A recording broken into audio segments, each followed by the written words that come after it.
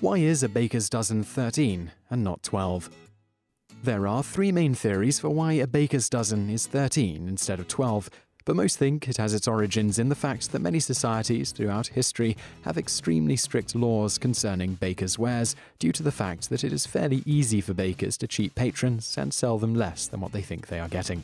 These societies took this very seriously, as bread was a primary food source for many people. For example, in ancient Egypt, should a baker be found to cheat someone, they would have their ear nailed to the door of their bakery. In Babylon, if a baker was found to have sold a light loaf to someone, the baker would have his hand chopped off. Another example was in Britain in the mid-13th century with the establishment of the Assize of Bread and Ale statute, which was in effect all the way up to the 19th century before being repealed by the Statute Law Revision Act of 1863. The Assize of Bread and Ale statute set the price of ale and what weight a farthing loaf of bread should be. Specifically, it stated, "By the consent of the whole realm of England, the measure of the king was made, that is to say, that an English penny, called a sterling round, and without any clipping, shall weigh 32 wheat corns in the midst of the ear, and 20 pence do make an ounce, and 12 ounces 1 pound, and 8 pounds do make a gallon of wine, and 8 gallons of wine do make a London bushel, which is the 1/8 part of a quarter." So basically, in terms of bread, setting the relationship between the price of wheat and what the subsequent price of a loaf of bread from a certain quantity of wheat should be. Even though this statute was enacted at the request of bakers, it still posed a problem for them.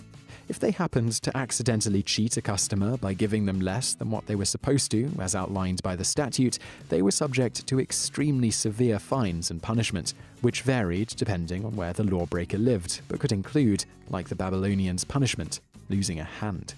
As it wasn't that hard to accidentally cheat a customer, given making a loaf of bread with exacting attributes is nearly impossible by hand without modern-day tools, bakers began giving more than what the statute outlined to make sure they went over and never under. Specifically, in terms of the baker's dozen, if a vendor or other customer were to order a dozen or several dozen loaves of bread from a baker, the baker would give them 13 for every dozen they ordered.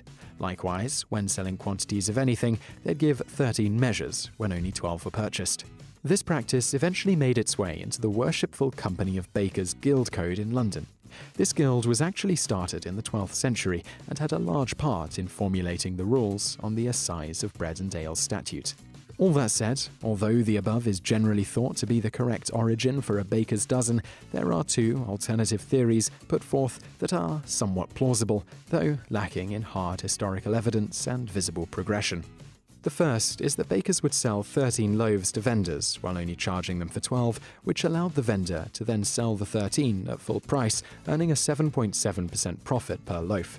So in this case, vendors were being given a sort of wholesale price, but without breaking the laws outlined in the Assize of Bread and Ale, which had no exceptions for allowing a cheaper price to vendors. This theory has some holes in it, but is somewhat plausible on the whole. Yet another theory is that it was simply a product of the way bakers bake bread. Baking trays tend to have a 3:2 aspect ratio. The most efficient two-dimensional arrangement, then, of loaves, biscuits, etc. on a tray results in 13 items with a 4 + 5 + 4 hexagonal arrangement, which avoids corners. It was important to avoid corners because the corners of a baking tray will heat up and cool off faster than the edges and the interior, which would result in not cooking anything on the corner evenly with the rest.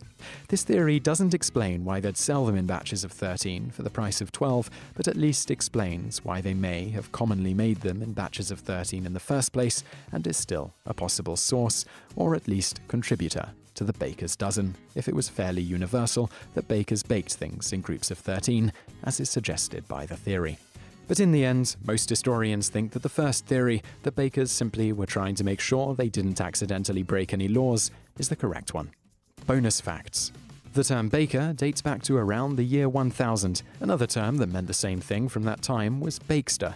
The latter word is thought to have referred to female bakers. This is similar to how a webster was a female weaver, with the ster ending implying a woman. From this, if your name is Baxter, you would have probably had a professional female baker somewhere up your family tree. Bakester is where the surname Baxter comes from. Bonus fact 2. One might think checking to see if a baker was cheating you on a loaf would be as simple as weighing the loaf, but this was not actually the case. Bakers had many tricks up their sleeves for cheating customers while having the weight come out more or less correctly. One such trick was to add a bit of ground sand to the loaf to get the weight just so, while being able to use less wheat.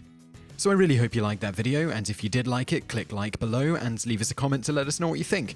And also check out a couple of our other videos, which are linked to on the screen now, and don't forget to subscribe for brand new videos every day. Thanks for watching.